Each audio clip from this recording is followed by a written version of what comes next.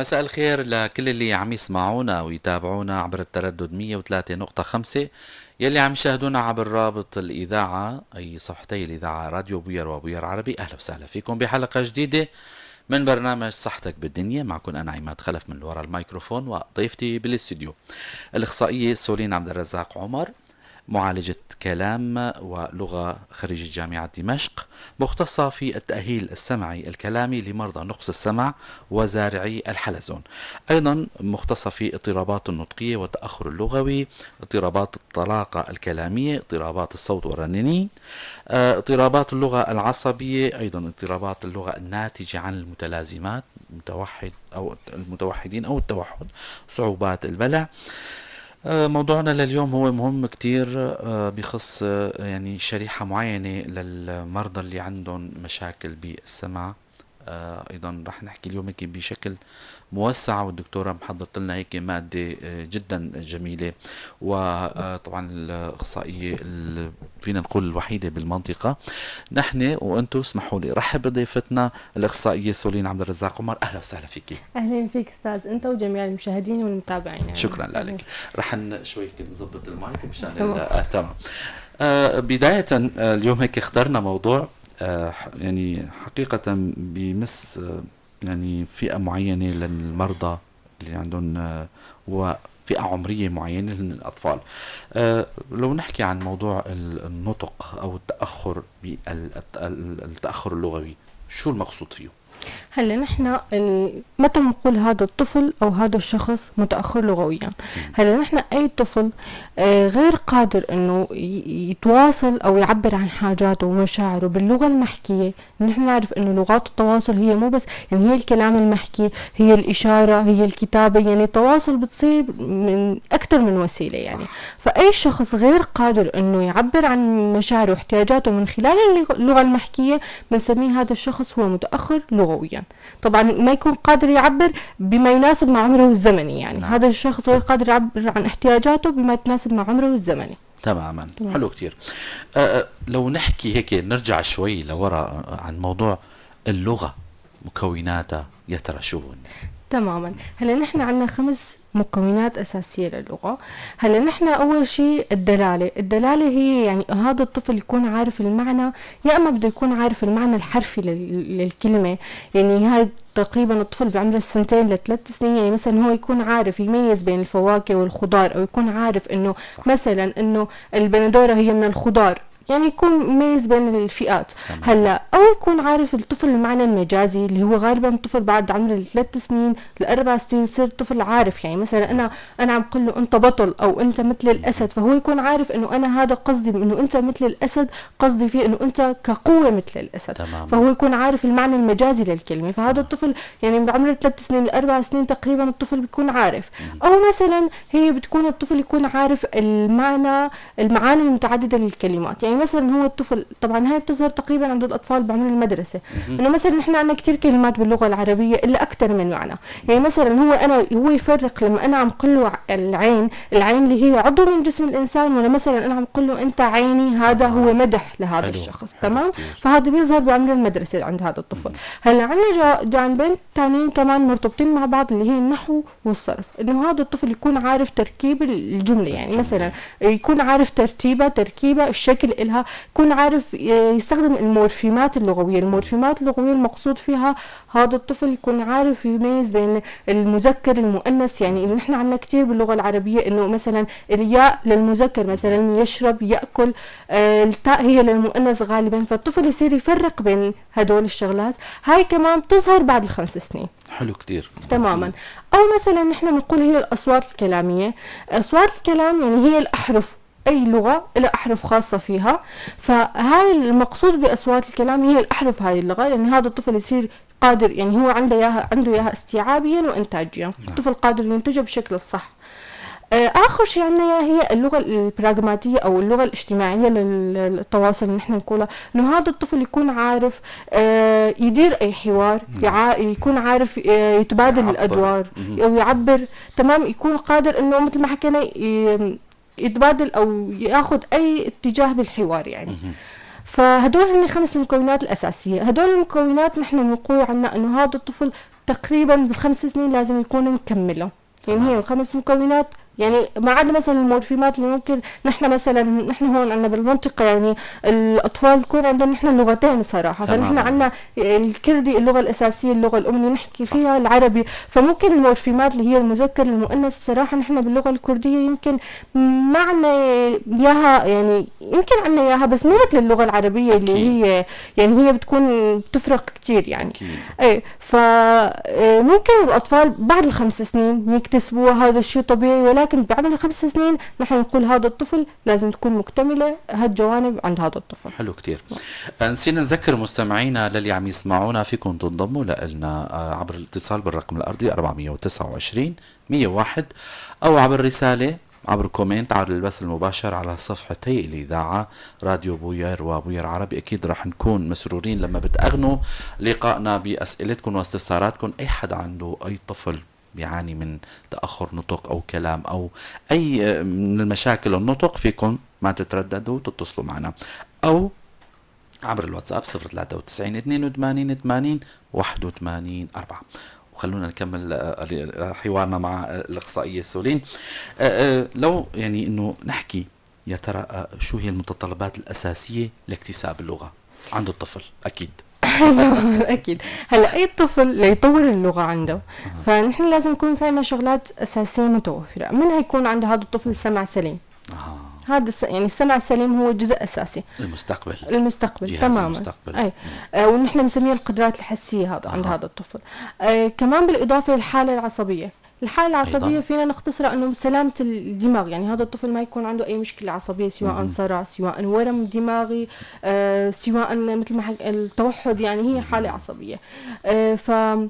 سلامة الدماغ هي كمان جزء كتير أساسي عندنا. كمان إحنا سلامة أعضاء النطق، سلامة جهاز الكلام وأعضاء النطق بشكل عام من الناحية التشريحية. يعني هذا الطفل ما يكون عنده شق شفة أو شق سقف حلق اللي بتؤدي إلى اضطرابات الرنين، أو لسان مربوط، أو لسان مربوط مو يمكن بيأثر بالتأخر بس مو كل الأحرف، يعني مو كل الأحرف. هذا الشيء بصراحة إنه هذا الشيء متداول، إنه أنا ابني لسانه كان مربوط ما عم يقدر يحكي. مو كل الأصوات بحاجة، وحسب الربطة ممكن يكون في مرات يكون يعني الربط ما بيكون كتير طويل، تمام، يعني جزئي. وممكن يأثر بس على حرف ال اللي بتحتاج إنه نحن نرفع لساننا لسقف الحلق. تماما. فدكتور هلا خلينا شوي هيك نرجع للمتطلبات الأساسية لاكتساب اللغة. مثل ما ذكرنا هلا في بعض الأحيان الطفل يكون عنده مثلا آفة تشوه خلقي بالفك بسبيل التنفس، أيضا هدول الشغلات كمان. كمان الشيء الأساسي هي حاجة الطفل للتواصل، يعني يكون الطفل هو حاسس حاله إنه هو بده يتواصل عن طريق الكلام ليلبي حاجاته. بصراحة هاي المشكلة اللي هي حاليا نحن فينا نسميها المشكلة اللي كثير أشخاص بيعانوا منها. الأطفال اللي بيضلوا ساعات كثير طويلة على الموبايل قدام شاشات التلفزيون بيصيروا يعبروا عن حاجاتهم بوسيلة تانية غير الكلام، اللي هي ممكن العناد، ممكن البكاء، ممكن الإشارة. تمام. فهذا الشيء كتير صار وارد بصراحة. فالطفل بيصير بيحس حاله إنه هو ما بحاجة ليتواصل تماما. فممكن يتسبب عنده تأخر لغوي. كمان عندنا الشغلة الأساسية هي البيئة اللي حوالين الطفل. يعني ممكن يكون في عندنا طفل والديه صم، يعني طفل يولد لأم وأب صم. مو بالضرورة أي طفل مثلا كمان يكون أبوه أمه صم يطلع عنده هاي المشكلة تماما. بس نحن هون هو إذا الأب والأم عم يتعاملوا بلغة الإشارة، تمام، وهذا اللغة هذا الطفل ما عم يختلط مع غير الأب والأم، فما بده يتعلم، فبصير عنده تأخر أو ببداية العمر عبين ما يختلط مع الجيران أو الطلاب أو تماما. فبتصير عنده تأخر. أو ممكن كمان هذا الطفل هو أول طفل للعائلة، وهذا الطفل بيضل بالبيت ساعات طويلة ما عم يختلط مع أقرانه من الأشخاص الثانيين، فممكن تكون عنده المشكلة. تظهر المشكلة. تماما. طبعا حابب أذكر مستمعينا أنتم عم تسمعوا برنامج صحتك بالدنيا. الإخصائية سولين عبد الرزاق عمر مختصة بمعالجة الكلام ولغة، وهي خريجة جامعة دمشق. عم نحكي عن موضوع مهم كتير، يا ريت تنضموا لنا. يا ريت دكتور هلا خلال حديثك احيانا خلينا نحكي عن بنتي مثلا، هي بتكون قاعده بتصير مع حاله عناد او بكاء غير مفسر. ممكن هاي احد اسباب عدم التواصل، انه عم نتركها لفترات طويله امام التلفاز او على الموبايل. للاسف هدول يعني اكيد بنهايه الحلقه رح نحكي عنها هاي. تمام. فهي احد الاسباب بصراحة ممكن، لأنه الطفل هو بيصير كيف يعني خلص أنا ما بدي أحكي. للأسف كتير من الأهالي كمان بيتقبلوا هاي اللغة من الطفل، إنه هو ما يحكي، هو ما يبكي، هو ما يعند، هو ما يصرخ، هو ما يغضب، وشو ما بده أنا بدي أعطيه. تماما. فهذا الشيء كتير بيأثر على التواصل يعني لدى الطفل. سلبي. حلو. طب أنواع اضطرابات اللغة لدى الأطفال، يا ترى في إلها أنواع؟ تمام. هلا نحن عندنا مجموعتين اساسيتين من الاضطرابات. اول شيء نحن عندنا اطفال اضطرابات اللغه يعني يكون عندهم اللغه محدوده، وكمان الاطفال اللي بتظهر عندهم الاضطرابات بمرحله معينه، يعني يكون عندهم جزء من الاضطرابات. هلا الاطفال اللي يعني الاطفال اللي نحن نحكي عنها اضطراب لغوي محدود، يعني هدول الاطفال هن الاطفال اللي بتوقف تطورهم بعمر معين. يعني مثلا نحن لازم نكون عارفين انه الاطفال قبل السنه المفروض المظهر يطلع عندهم اللي هي المناغات، البقبقه، يصيروا غبببا، يعني هاي الشغلات تطلع قبل السنه. المفروض الطفل بعمر السنه للسنتين يتواصل عن طريق كلمات مفرده اللي هي ماما، عم، بابا، ماما. تماما. فيتواصل عن طريق الكلمات المفرده. الطفل المفروض من السنتين ل3 سنين نحن بيظهر عندنا شيء اسمه الكلام التلغرافي، اللي هي الجمل البسيطه اللي ما بيكون فيها ادوات ربط، يعني ماما، باي، بابا، عم. ايوه، كلمتين، يعني كلمتين تماما، بتكون كلمتين ما فيها ادوات ربط. فمثلا اذا طفل انا عندي اياه بعمر 3 سنين جديد بلش عم يطالع كلمات مفردة اللي هي بابا، ماما، عم، مم، فانا هون انا هون لازم اخذ استشاره من حدا مختص عارف هذا الطفل ليش هو متاخر، يعني هذا الطفل صار متاخر، علامه استفهام تماما. هون نحن لازم نشوف انه هو في عندنا عامل خطر، معناته انه الطفل بعمر 3 سنين جديد بلش مم، عم، بابا، ماما، مو مثل اقرانه مثلا، مو مثل اقرانه الطبيعيين. يعني الطفل الطبيعي، التطور الطبيعي للطفل انه من السنتين ل3 سنين يحكي جمل من كلمتين خاليه من ادوات الربط. تماما.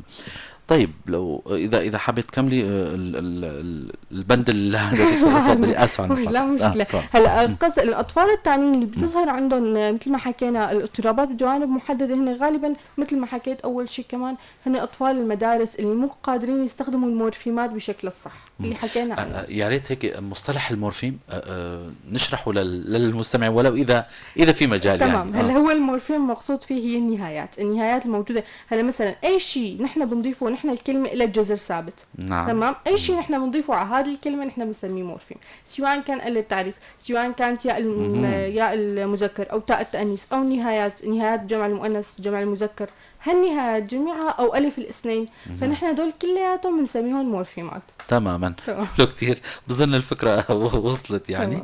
بنوجه تحية لمستمعينا ومشاهدينا للي عم يشاهدونا عبر البث المباشر، تحياتنا لكم. بنتمنى تأغنوا لقائنا بأسئلتكم طبعا، وللي عم يسمعونا انتم هلا عم تسمعوا برنامج صحتك بالدنيا. الاخصائيه سولين عبد الرزاق عمر هي ضيفتنا بالاستوديو، عم نحكي عن موضوع اضطرابات النطقيه والتاخر اللغوي لدى الاطفال اكيد يعني. طبعا وصلنا هيك لمحاور مهمه جدا لنحكي عن اسباب التاخر والاضطرابات. هلا بصراحه الاسباب هي متعدده، بس هلا نحن بدنا نشوف شو هن اشياء الاسباب اللي نحن اشياء الاسباب اللي نحن عم نشوفها. يعني المشاكل غالبا بتكون مشكلات سمعيه. تاني شيء هي الشيء اللي حكينا عنه هلا، اللي هو الفقر البيئي. يعني هو هذا الطفل تحس حاله ما بحاجه ليتواصل، هذا الشيء كتير عم يظهر هلا حاليا. يعني كتير اطفال انا طفلي انا ما عم يحكي، مثلا هو عمره 3 سنوات لسه ما عم يحكي، عم يبكي، عم يعني اي شيء بده اياه بده يبكي، او بكلمات مفرده بسيطه مثل ما حكينا ما بتناسب عمره، يعني ما بتناسب عمره الزمني. فهو ممكن تكون نتيجه انه هذا الطفل عم يضل ساعات كتير طويله على الموبايل، على التليفون، ما عم يلعب مع رفقاته، ما عم يختلط مع الاولاد، فهذا الشيء كله بيأثر. كمان ممكن مثل ما حكينا تكون هي بنية تشريحية، يعني اي مشكلة نحن بجهاز الكلام اللي هو عبارة عن نحن جهاز يعني ليكون الكلام عنا يطلع بشكل سليم، نحن بحاجة انه يكون جهاز التنفس عنا سليم، جهاز سليم. التصويت اللي هو الحنجرة، الحبال الصوتية سليم، يكون الرنين عنا سليم، بالاضافة يكون عنا البنية التشريحية اللي هي مثلا ما يكون في عنا ضعف باللسان، تكون او بالاخدود او يعني اي عضو من اعضاء النطق ما يكون في عندنا ضعف عند هذا الطفل، او مثل ما حكينا شق شفه او سقف حلق، او ممكن يكون في كمان في عندنا شيء اسمه شق تحت المخاطي. هذا الشق بيكون مخفي، هو تقريبا شيء مثل شق سقف الحلق. تمام بس ما بيكون مبين. هو غالبا هو بس الاجراء الوحيد اللي يبين معنا انه هذا الطفل عنده شق تحت مخاطي او لا هو التنظير اللي نحن بنعمله، اللي بيعمله هو دكتور اذن انف حنجره، اللي بيعمله عن طريق الانف، فبيبين عنا اذا هذا الطفل عنده شق او لا. تماما. اذا اللي فهمته من حديثك وشرحك للموضوع دكتورة انه في احيانا بالمشاركه مع طبيب الاذن والانف والحنجره لا توصلوا لنتيجه، سواء الطفل هذا بده عمل جراحي، سواء الطفل هذا بده معالجه بالطب الاخر يعني. طيب هلا كيف بدنا نقيم او اضطرابات اللغه؟ هلا نحن كيف بدنا نقيم؟ مثل ما حكيت هلا انت استاذ، انه نحن عندنا التقييم لنكون فريق متكامل. نحن دائما بنسعى انه هذا التقييم، انه هدول الاطفال هن هاي المشكله عندهم لغير سبب. نحن عندنا في عندنا اضطراب لغوي محدد، بس هاي تكون نسبه الاطفال اللي بيعانوا منها كثير، مثلا 10% بس من الاطفال اللي بتظهر عندهم، اللي ما نحن لما بننفي جميع الاسباب وبكون هذا الطفل خلص عنده تاخر لغوي طبيعي، يعني هذا نحن بنسميه، بس 10% من الاطفال تكون ظاهره عندهم. عمليه التقييم بتصير صراحه نحن لازم نكون فريق متكامل، اللي هو دكتور اذن انف حنجره، لازم يكون في عندنا اخصائي سمعيات موجود، تربيه خاصه، دكتور عصبيه اطفال، كثير ضروري. نحن مع بعض نشخص، يعني التقييم بيكون كل طفل حسب الاعراض الموجوده عنده. صح. تمام. فنحن اول شيء بناخذه هي استشاره السمعيات. يعني نحن ما فينا نشتغل مع طفل مثلا اطفال اللي عندهم عدم مفهوميه بالكلام، مثلا طفل في حالات مثلا بيجوا لعنا الطفل صف اول ثاني ببلش هو لما فات على المدرسه يعني في اصوات ما عم تطلع معه، كلامه ما له مفهوم للاسف لنسبه كبيره يعني. فنحن هون يعني نحن هون بنشك دائما مشكله سمع، فنحن بنحتاج لدكتور مثلا سمعيات. بتختلف عن الطفل اللي مثلا هو مثلا عنده بعض الحركات النمطيه للتوحد، فنحن هون بحاجه اخصائي توحد ليشتغل معنا. تماما. فنحن مثلا الطفل عنده شق شفه، نحن بنحتاج كمان لطبيب جراح يشتغل معه لحتى نعالج المشكله، لحتى نقدر نبلش بالشغل. بس نحن بشكل عام اول الطفل نحن بنشوف تاريخه الطبي، تاريخه التطوري، يعني من لحظه ما هو خلق اي مشاكل حتى ممكن صارت مع الام خلال الولاده او اي ادويه اثناء الحمل. تماما. اثناء الحمل اي ادويه هاي الام اخذتها، او مثلا تعرضت لاشعه، او مثلا اي شيء، ازمات نفسيه، ضغوطات معينه. تماما. يعني فهذول كل الاشياء نحن بناخذها بعين الاعتبار. يعني للاسف يعني نحن بمنطقتنا يعني الافات اللي عم نشوف عند الاطفال الوليدين الحديثين يعني هي كتير للأسف، يعني إذا بدنا نعمل إحصائية هي كتير حقيقة يعني. فهي أكيد بتندرج تحت الأسباب يعني. تمام.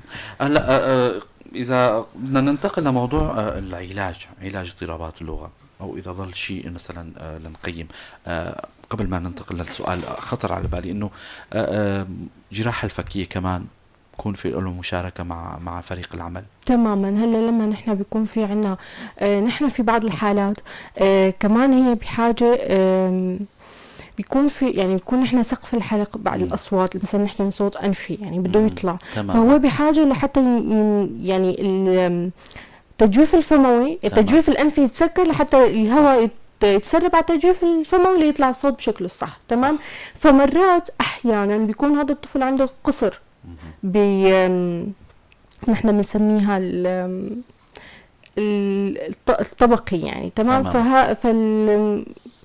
شراع الحنك بيكون فيه شق مثلا، بحاجه لاجراء عمل جراحي، يعني اجراء عمل جراحي نحتاج، او ممكن نحتاج كمان لمعيضه مثل ما حكينا لحتى نحن نخفف، يعني ممكن هو ما عم يتسكر بشكل منيح فيتسرب الهواء على الانف، فنحن بحاجه لمعيضه لحتى نسكر هذا الفراغ اللي صاير. تماما. سبقوا حكينا مره من المرات استضفنا طبيب كان حكي عن موضوع فيه مثل كاللهاية اللي فيها اللي عندهم مثلا شفة أرنب، بتجي سيليكون مثلا مؤقتة لبين ما الطفل هذا يخضع العمل الجراحي. هاي موضوع خاص يعني.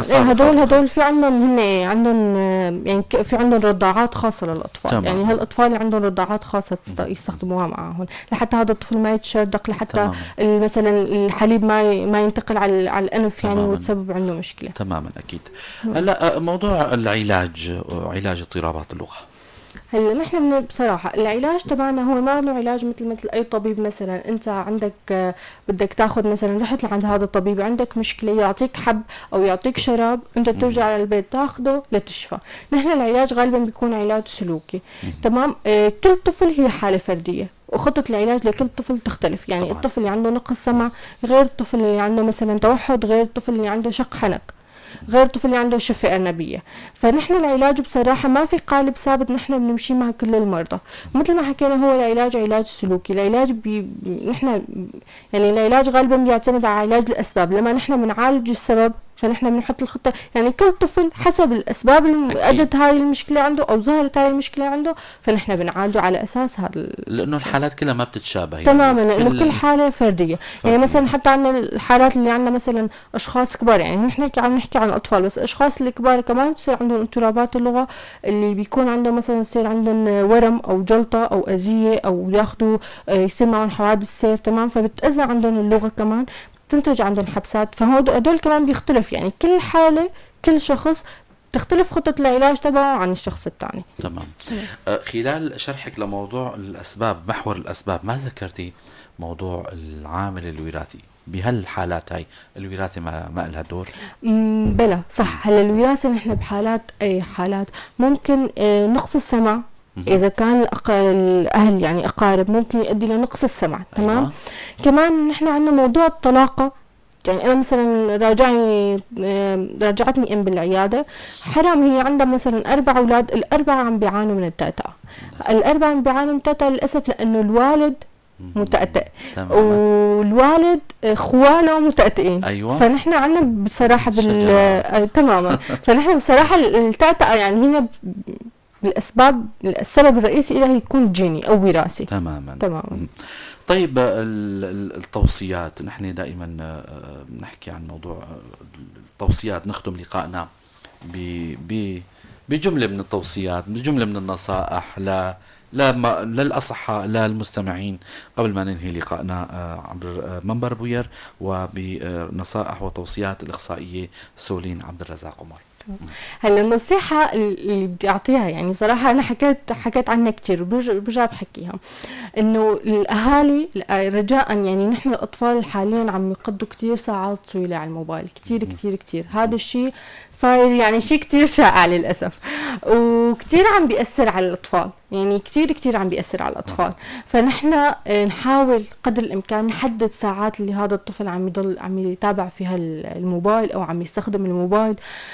كمان نحن دائما نخصص وقت لطفلنا. يعني نحن بنهاية أي يوم دائما نجيب الطفل نحكي معه، نحكي له نحن شو صاير معنا، أنت شو صاير معك، تحكي لي عن يومك. يعني أنا بحاول دائما أعمل حوار بيني وبين الطفل، خلي هذا الطفل يصير بيناتنا تبادل أدوار، مرة أنا أكون المستمع مرة هو يكون المستمع. تماما. بحاول أقرأ قصص لطفلي. يعني هو الطفل هلا نحن بصراحة كتير في وسائل تعليمية، يعني صح. في وسائل طفل عمره 6 شهور ممكن يعني نقرأ له قصة وهو يفهم. القصص بتكون هي ثلاثية الأبعاد. يعني هي أنت بتقلب الصفحة فبيطلع شكل الطفل بيحبها. يعني أنا بحكي معه، يعني أنا الطفل احكي معه حتى يعني انا ما اقول والله هذا الطفل ما عم يحكي ما رح يفهم، بلا هذا الطفل عم بيخزن. تمام. فهذا الطفل عم بيخزن ليحكي. نحن دائما نحاول نتواصل مع اطفالنا، نكون مستمعين جيدين للاطفال، نترك لهم المجال ليعبروا عن مشاعرهم، ليحكوا حتى لو هذا الكلام مو مفهوم بس انا حاسسه انه لا انا اهتم فيه، انه انت عم تحكي موضوع هذا الموضوع هو مهم. ف دائما نستمع لطفلنا، يعني نعطيه مجال. فصراحة يعني مثل ما حكيت التوصية الأساسية نحن نحدد ساعات الموبايل للطفل، نقللها قدر الإمكان. كمان مثل ما حكينا نحدد وقت للطفل إن نحن نتواصل مع الطفل، بالإضافة لنحن إنه نراقب تطور طفلنا. يعني مثلا أما أنا طفلي عمره 3 سنين لساته ما عم يحكي، لسه عم يحكي بابا ماما، فأنا هون لازم حس إنه فيه خطر على هذا الطفل. صح. أعرف شو المشكلة. مو غلط إني استشير أي طبيب أو أي شخص قادر يفيدني بهذا المجال، أخذ الاستشارة الصح.